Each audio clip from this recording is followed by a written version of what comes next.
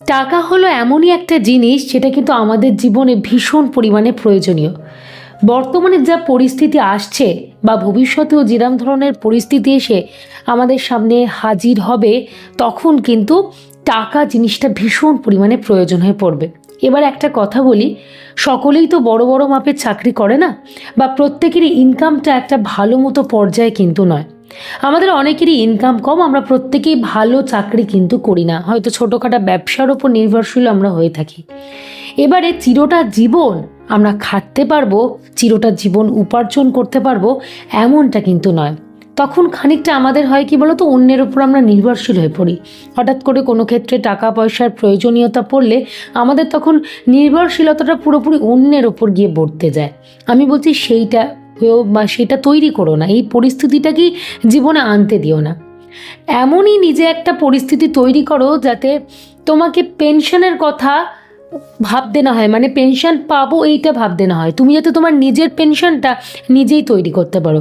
সাধারণত কি হয় চাকরি বাকরির ক্ষেত্রে, একটা সময়ের পর বা একটা পিরিয়ডের পর তখন আমরা রেস্টে থাকি এবং আমরা কিন্তু একটা পেনশন পেয়ে থাকি, এবং সেটা দিয়ে আমরা আমাদের সংসার চালাই, পরিবারের বিভিন্ন খরচাপাতি সব কিছুকে বহন করে নিয়ে যেতে পারি। কিন্তু সেই ব্যবস্থাটা যদি তুমি আজকে থেকেই শুরু করো তাহলে কেমন হয়? তো তাহলে বেশি কথা বাড়াবো না, আমি আমার এই বিষয় নিয়ে তোমাদের কাছে দুটো পয়েন্ট ভাগ করে নেব এবং আলোচনা করব। একটু ঠান্ডা মাথায় মন দিয়ে শোনো, আশা করি তোমাদের উপকার হবে। Number 1, proper money management. আমাদেরকে প্রপার মানি ম্যানেজমেন্ট করতে হবে। দেখবে ধনী কিন্তু সকলে হতে পারে না, বা অনেক টাকা সঞ্চয় সকলে করতে পারে না, হয়তো তাদের ইনকাম বেশি তবুও পারে না, কারণ আমাদের অনেকের মধ্যেই না প্রপার মানি ম্যানেজমেন্টের যথেষ্ট পরিমাণে অভাব রয়েছে, যেই কারণেই কিন্তু আমরা প্রপার মানি ম্যানেজমেন্ট করতে পারি না। আমি এখানে মূলত তিনটে এখানে ভাগের কথা বললো। প্রথমটা হচ্ছে এমার্জেন্সি ফান্ড, দ্বিতীয়টি হচ্ছে গিয়ে স্লাস ফান্ড, আর 3 নম্বরটি হচ্ছে গিয়ে রিটায়ারমেন্ট ফান্ড। এমার্জেন্সি ফান্ড কি? হঠাৎ করে কোনো রকম কোনো এমার্জেন্সি হয়ে গেল, মানে কোনো কারণে তোমার ব্যবসাটা হয়তো বন্ধ হয়ে গেল, তুমি হয়তো ছোটোখাটো একটা চাকরি করো, সেই চাকরিটাও কোনো কারণে চলে গেল, তখন কি করবে? তুমি কি হাত পা গুটিয়ে বসে থাকবে? কোথা থেকেই তোমার অর্থ আসবে? সেই পরিস্থিতিকে সামাল কিভাবে দেবে? সেই জন্যই আজকে থেকেই ভাবনা শুরু করো। প্রত্যেক মাসে তুমি যেটা ইনকাম করছো তার 10% করে অ্যামাউন্ট এই খাতটার জন্য তুমি পুরোপুরি সরিয়ে ফেলো, যাতে এরকম কোনো এমার্জেন্সি পরিস্থিতি এলে তুমি যাতে সেটাকে তালে তাল মিলিয়ে চলতে পারো, বা কিছুটা হলেও তুমি জিনিসটাকে কাটিয়ে তুলতে পারো।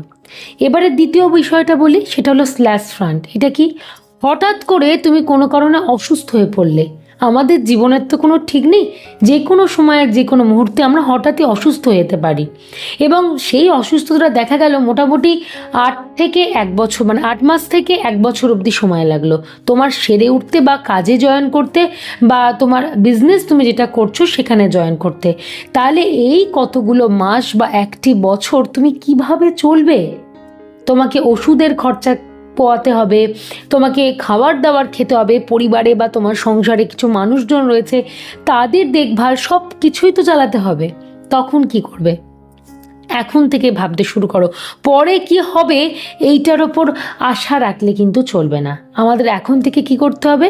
ওই যে ইনকামের আর একটা 10% অ্যামাউন্ট আমরা এই খাতের জন্য সঞ্চয় করতে আজকে থেকেই শুরু করে দেব। তাহলে কত হয়ে গেল? দেখো 20% টাকা কিন্তু চলে গেল ভাগ ভাগ করে। এবারে 3 নম্বর বিষয়টা বলি, সেটা হলো রিটায়ারমেন্ট ফান্ড। আমরা চিরকাল কাজ করব এমনটা তো নয়, সেটা ব্যবসায়ী বলো কি সেটা চাকরিই বলো, সব চাকরিতেই কিন্তু পেনশন জিনিসটা হয় না। একটা মোটামুটি অ্যামাউন্টের টাকা দিয়ে দেওয়া হয় এবং সেটাই বলা হয় যে চালানোর জন্য। তো আমাদের কিন্তু আমাদের পেনশন নিজেদেরকেই জোগাড় করতে হবে। রিটায়ারমেন্টের পর চলবে কি করে? বয়স বাড়বে, খরচা বাড়বে, জিনিসপত্রের দাম তো দিনের পর দিন বাড়তে থাকবে, স্বাভাবিক কথা। এখনকার দিনে তুমি 100 টাকা নিয়ে গিয়ে যে জিনিসটা পাবে, একটা সময়ের পর তখন কিন্তু 100 টাকা নিয়ে গিয়ে তুমি সেই জিনিসটা পাবে না, এটা খুব স্বাভাবিক একটা বিষয়। তো সেই কারণে আমাদের সেই সময়টার কথা ভাবতে হবে।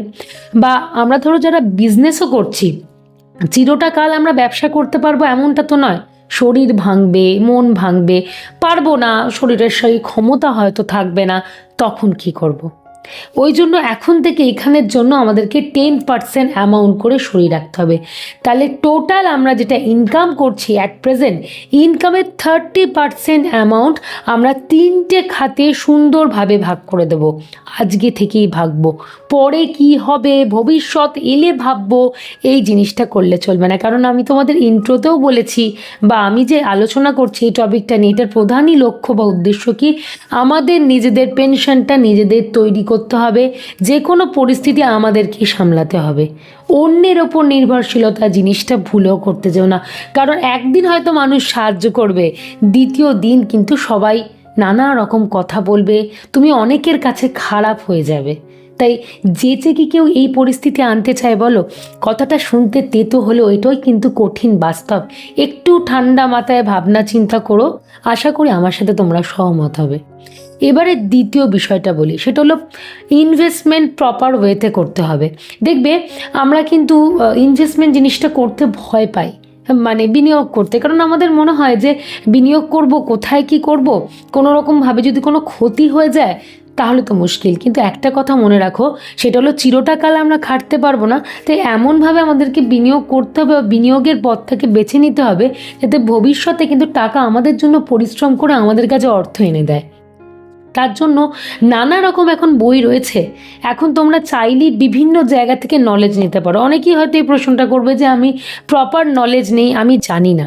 তার জন্য তুমি বিভিন্নভাবে নলেজ নিতে পারো। আমার অনেক ভিডিও রয়েছে, সেখানেও তোমরা কিন্তু অনেক কিছু ইনফরমেশন পর্যন্ত পেয়ে যাবে, বা বিভিন্ন রকম বইয়ের মাধ্যমেও তোমরা বিভিন্ন ইনফরমেশন পেয়ে যাবে।